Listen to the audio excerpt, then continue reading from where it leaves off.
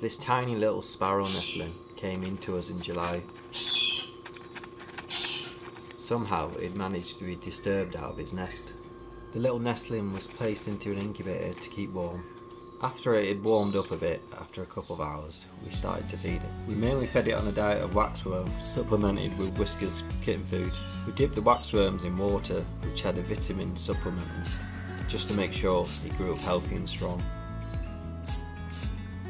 We started off feeding it waxworms once every 15 minutes. As it grew bigger and it grew in some more of its feathers, we spread it out to every half an hour.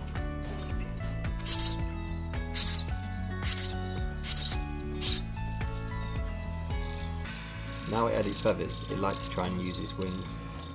Sometimes we'd open its carrier and it would jump out of its nest.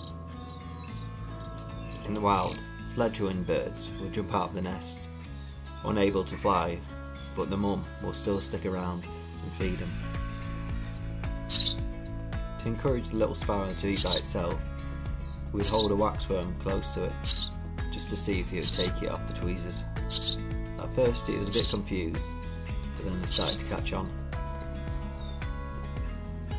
We took it out of its little carrier and then placed it into a cage.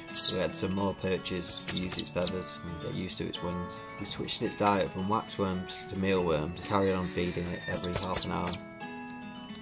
Eventually it started to eat by itself. Now we could take it outside and put it into an aviary.